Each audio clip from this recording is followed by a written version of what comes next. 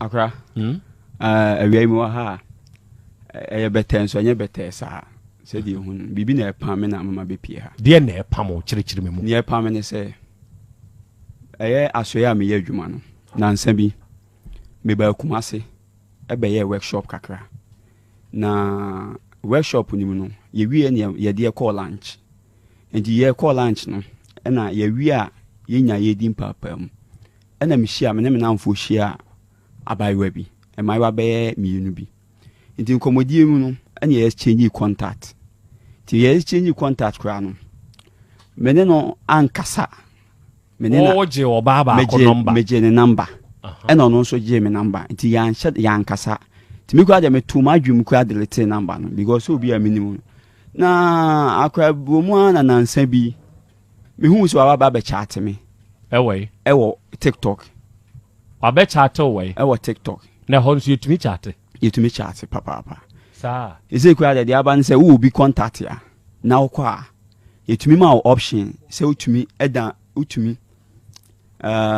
utumi access contact no to be a one contact be utumi owo ho nko utumi access no. Oh, okay. Sanity.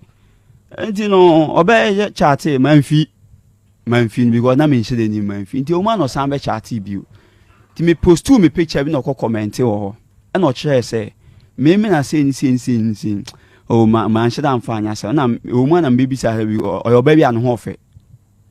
Sa ba ya wa no. Enti na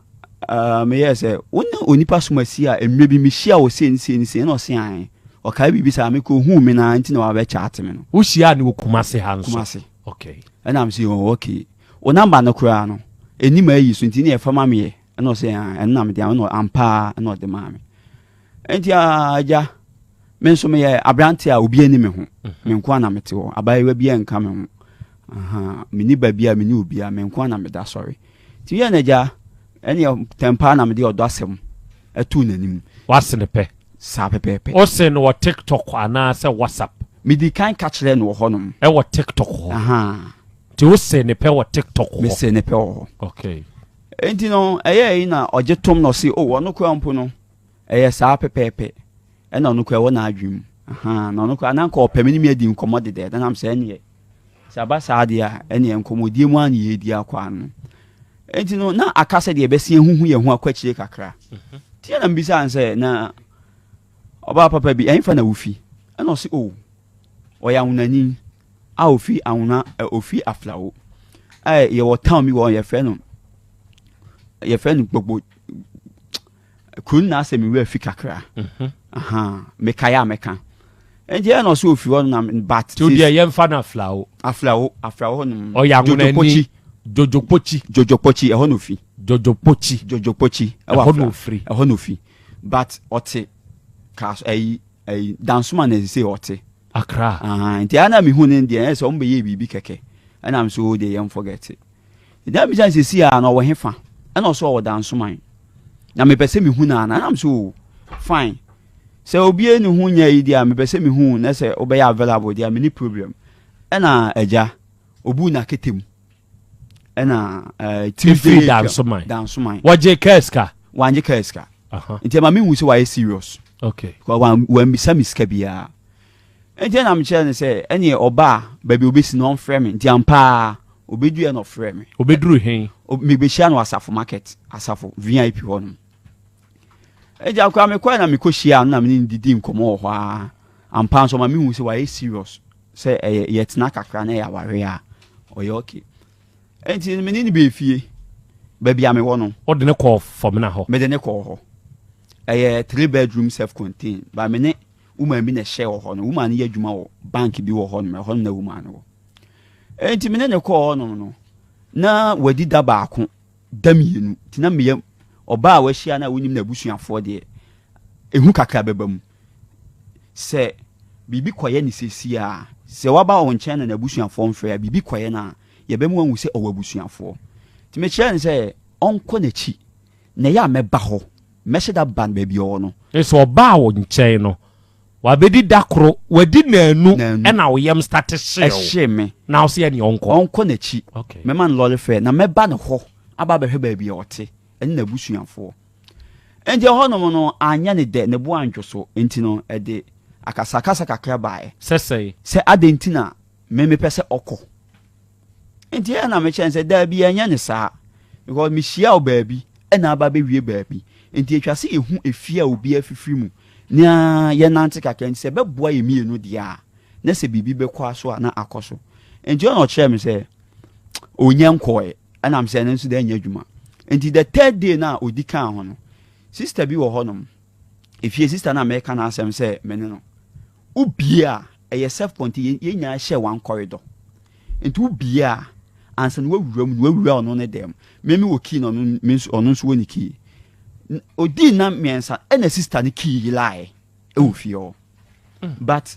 obi a wonim ne de untumi fa adwenbone ensusu ne da do ya dwen papa ne ya adwenbone de but man dwanko na sister no nso andwanko honom sister ne safo ekuta na ayela but wo de wo ho me de wo me ho sister ne de ayela enti no the third day anam sande ball no se nya du ne de se wanko de a ene enya yi because me nyim ye besi akile enti onko e da na me de ball no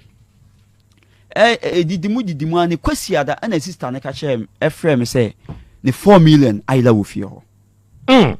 ena ni kunsu ye sofo but bema no ente honom nti anu aba na enye sika ne nko ne rings bi ene ne manie ma ye de ye ho ye de fa ye ho e bia okọ program bi ne yi a ya boarding bo kakra eno nso ayela afi dem honom na ase sister ni obi nete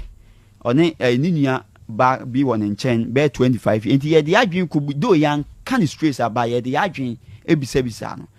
enti no ema mini pa na aba me nchen me search no because onso your ba wo ho no bi enti atwa se me nso me search e bia na ono nso betumi afa so de ye no ho ti me search no na o se hwene no ho ti mabufu ne broso pa ka kire me se wahu se ekwa na me pese okọ me pam no ema ne kọ enam se nye saa na tie me mpam na mu hie obi a eso anka ne papa man pa kwa ese kam na anka medi kan ba wo ho ebehwe wo fie se wo ye saman yo se wo nye saman minim ena me nso se me ye saman yo se me nye saman yo unim nti saa na kwa nti na abufu nti no me yi entade me yi eno ai me yi atade bi gu wo se mesi na ade achi a mesi edi me sorry ye no na bai wa na simu miensa na entade be yensia na aka mu miensa na me ye se usi ni nya maame a anka mani beje ho papa na me ko be kwa yaba ti me bai no o kire me se wantumi yensi entade no na me ye se wantumi yensi a obekọ na so no kwa mbo adi kan ka kire me se yesi ombla dansoman na o me ye dwuma bi ko odi kan ka kire me se makeups o one shop into ye makeups no me se ne man na me se ne fine na wansi ama mi na mba be yis kama de e me ya paan nti asem komo saa na me ne kan nti ni bufuye e no fa ne bag se okọ enti okọ no na minim se agro bi ko bi onim onim de ontumi onim kwan so ye ba nya ne yam hyehye no me de ne be fie no enti no eye me se onkọ ti mo no che me se otikam na me se obi a waba me nchen a okọ de at least mama ahwekwa de transportation de etwa se woche na de ko echina bi asem Nisa make us say no abedi how many days? Na se no anya be enanu. 2 days. Na edabi nanum 5 days. 5 days. Enti no otika anim no na me force no o se on pemi sika bia na wahu se awale na menye madwen se mewale no. Na me se na me wale de na me wale se endu 1 week mpo na wale asem de ma me mehwe na me di ase no na me kasa a hwe me phone so kwa evidence bi wo so ense mi okeka ya no ne ti me pa ne chewa se o de onje me nsem bibi e be ka sika e na me send 400 cedis e na me de ma no e na oda mase enti no ade ache a eye adwada wa fi wonom Sunday no ade ache adwada me wadwumam magya no kwan a menim se okọ dansoman ti me wadwumam enti no me one of friend me bisa me say da ben na meba because what is say ma ka chen say me krampo no me beba leave di da ben na meba na ba behwe ni fie na me say what I could do the radius ene me ba be ya hoboa na maba because I do honom ti meba enti akra me ho no ma kwansi na wase afrɛ me se ma memba na oba me fie ho na say how or say ba or se aba back because or say so amanani amle amenwale no for 1 week kwa yendu ye no or dia wale tata wo mani amle amenwale no and dia say ofrɛ me na ma fa na me bu ye funtu ofrɛ me na me mfa bio the text message e buy and say me wo fie ho me twɛn ti me yam hye me say eba wa ba ya wo me fie we die well me to me nko minim adwen a etay actually e bi kwa na wanko because what to dance man asen abasisi ya die e ade akyen a wo osia ba die me nko e di no test me e na osan frɛ me say me wo honom nti say omma de a e na o sesa me niema akɔ wo fie ho nti say wo mma de a o sesa me niema akɔ nti no me de man fa na yi enti me wo honom na kwansi abamu abi eye okada ana bamu ani dimirika ba e no se onipa simasie awura bi a emre bi ode ne ba ya nansen ugya ne kwan a okɔ na anu ye hu se okita flash screen okita niema bi bobɔ ne ho na anye bia me bisa wo se wo na wo ma ne kwan ana because ene na amafo abai de yatiti bi omuta ye pa nam se me ma ne kwan saa ana bamu ane de metena moto so enti ampa yedu onom no na ode afaka okɔ wafoka de kɔ timi ye se a principal bi ben ho no ka omun trace ne mame e wo dompase police for no trace ne mame but woman na me de to nanim no ase de na o ye na o delay me say ye se ko onfre barrier na ka mon stop no na me nsen ko kam niema but de na o ye na no odin timi na ka mu echensi na timani ba di ka bia me sensi de metena mu a me di chensi na manya me si fom kofo ka afoforo timi chie mu no na abamu na ohu ka ne ka me ho bi enti o chie ka ako ene se ne etie ene da ni number plate no tumi keka bibi kakra fa ho ena mo frɛ driver say we si from be 15 minutes ago wo ba bi a ekwam ho ba bi e frɛ enkransa kumase kwan so wabesi won kransa yes wanru kumase wandu ofa ne omani free for me na no wabesi nkransa ya wanru kumase okay enti akra eba asa no na mani so atatai kakra me si fom eye enquiries kakra se bia na awurade be ma tom nanka obi a che enti me du o mu kire se abaiwa bi esi wo saa setam na me nko fie abaiwa bi esi wo saa na osi onum enyema bi bobɔ ne ho emo anwa flash screen kese 43 inches ebo ne ho ne ye ni ba bi a ofa de ba yehu se wafa dropping watem mi tresi ya by senka bia na me ba beto no ba bia me behu na ye asafo VIP wona se me no ka se be pemene me nsanka no na me komachi ekohwe niema ko a osesaae me kwa me hu se wayi me flash screen 43 inches no ba me ho di obuani me kwa ni ebu me ho di nani but sister ni de main way ni de sister ni kin de ni ye pie enti ma me hu se sister ni niema na ila on of fire na de twa me nsum ne se owie we yachi na ofa niema na akonya na ofre me ho te sen ade na ekoso ade me ya na so nwale me mahu se nwale me etina ma sawo niema na me de wo kɔ no me de kɔ oguso frɛ me abepem enne ya me ne wo kasa no hwan na frɛ wi abaiwa na asɛm abaiwa ye frɛ no Gifty perfect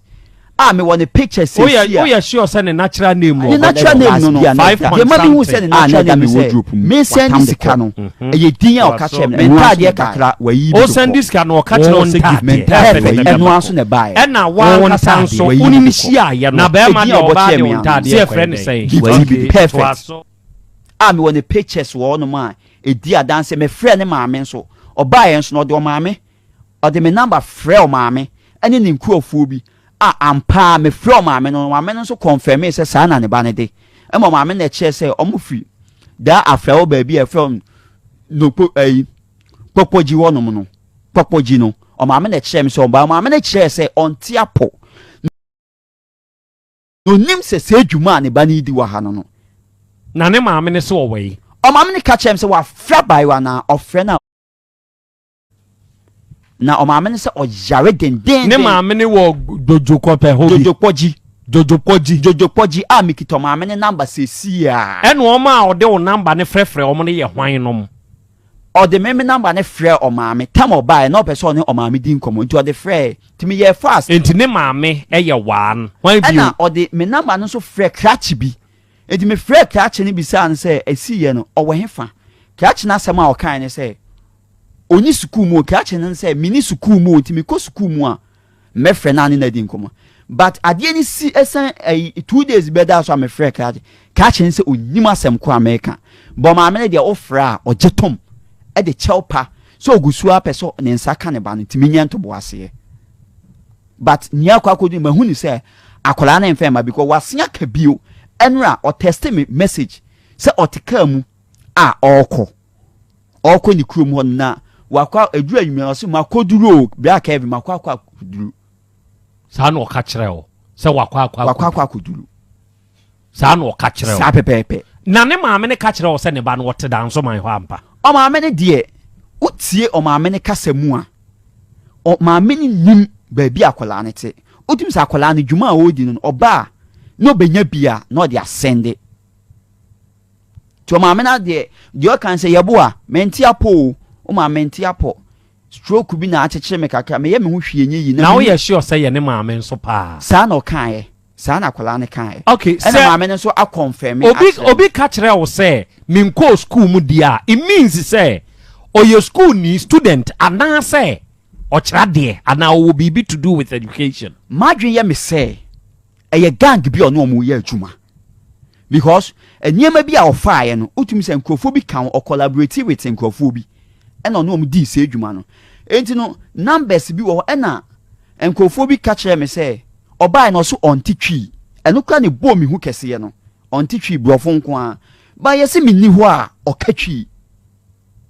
enti ma me hu sɛ ɔne nkrofo bi ne team me up enti sɛ nkrofo ni bi no ɛna ɔde me number frɛ ɛno akyi me follow ne kakra ɛwɔ TikTok hɔnom me konya a blantie bi a ye fe ni twumasi ɔno nso mo ne number a twumasi ne nso no e comment na yi ho e ma me ni twumasi ne nso kasa a ɔso kumase ya no ɔne ne test edi nkomo enti no mitumi hu sɛ saa twumasi no nso no ye nam ne so a ɛno nso no e bia ye nsa betumi aka information bi kakra efri hɔnom tobo koge ne TikTok wo phone ne so mame atie for asamu mpenipa nipa na akɔpɛ ne ho asɛm na wɔkɔ no wansesa ɔhan dropping na twini call station anaasɛ kwan bɛn no ɔfa so sesa ne ɔman di free dem call station ebe fa ka bi abamu ano a obeyi masuchie ni kyerɛ sɛ na otumi sɛ ne wadi kan edi ebi afa baabi but time a abamu ani hia no de na flash screen we nana ebobo ne ho adenti na wo adwuma mu na obi a test o message aka kyerɛ o sɛ me wo fie me sesaw ne ɔma ko na wonso te hɔ saa wa nko fie ehu a ɛbaa ne sɛ one meji hye madwen mu sɛ ɔkɔ enya de a ebi a ɔbɛba because baby ofi no ɔse mu wa enti enya de ɔbɛba sisi a second for security wise no na men kwan so ehunya because ɔkɔ no na wadi kan aka kyɛn sɛ mahu sɛ won ware me enti mahu sɛ won ware me enti as a threat bi ba enti ɔka na maka na 1 week for 4 days ni 5 days ye de ware ana enti na as a threat no na ebo mi hu ɛna na menjindi manje ni sɛ bia obetumi aba machi saa enti na oniki mi hu sɛ oniki enti na mo ankɔ pa yo ose ba bi ofri ni efra ose jojopoji hono ka kire oso ofri maame no enso confirm okay enti wo be fa ne kumase asafo ba bi a wusi ano no na ho ye he hotel ana ba bi am ko ye program no ba bi be ko ye program no na ye de ekuro bi bro no ba so kumase na wusi ano ewo donyina area mu hono do nyina area mu ho na usia no no ka kire wo sa area ho no mbe ye dey ye hia tema ye hia no se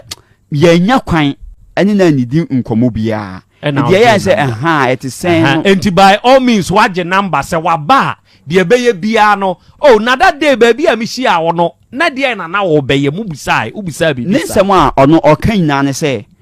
oba ha no ma ebi a na ebi oba besra obi keke na okọ but danso man ho no ena otie ena ofili jojokoji eye voter ho no no oka kire o so wo ye hook up wanka munyi ni video ni bi mfa oso ne de be makra de o se de no o kire se oni obi awo akiri obe kire se oni obi awo na de oni pandi fa mu ni nti no ne de be makra de is my ready say me ne be dia ena ne me betena asomdwem okay wo di ehu ne ball ma odi free 3 days iko udi just see ne so say onko di ehu ne ball na madwemu ntene me wo ye playboy menye playboy ye di kan me kire ne say ma omba na minimum mi di kan embra ne ho enti no the way ana all ye say any oko menye ready dia ne oko na me say saa de a obeba de a na wanse ambisa me lol fe enti obedu wie no na me yam san hye me say oba de ka wuhu na ka ye dia ka obedi kan kwa ko hu ba bi a ote no ne ade no no adi kan aba na oba ye so ne ka say onkokora mpo a che say oba ye ne nkomodi nyan say oba wale a ne sa o de nyoma bebri ba ya wa fa nyoma bebri amba ba ne nkomodi mu nya say onyan koye na won so won pese obetena ho da bi etwa se me ko hu sabio kafrachi owo abusuyanfo sedie BBC a okay ma menhwa ade bi sei eni adenti no anka nkire nse ma me mra wo ho ansan no aba me ho midi sa pepepe na me kan na o kire se odi kan akọ voter honum enti okọ no ma onyamba na agense honum na meba but the way ana me ni didi nkomo ye amani ba je ne ho ninti no na am se sa de a eni ebra ena obai ma yenhwa de wi ade ba ko a eye maaya eye se obere ba ko no amfiri ne bio eye ateni kese pa de mama untumi nka hwe nkire no se bia meni ushi aye no mihunu wei oba aye no owe anu de me mfensi o meni na na da sorry enya no na me busa mereye Timemfa ni so obedi nanum for 5 days. Pacho, this is to establish a point. Sure. So unye badwemba wonte de mebu say yase. Kan until why your calculation. Nanum. Odi 5 days. 5 days no. Se ka se kan mu na dodo a wo we ya. Obeka say how many days? And 5 ni nyina ana unya dabi anya 5 ni nya. Me ba 3 days. 3 dia wo we. Pa. Also do TV na tuaka pa.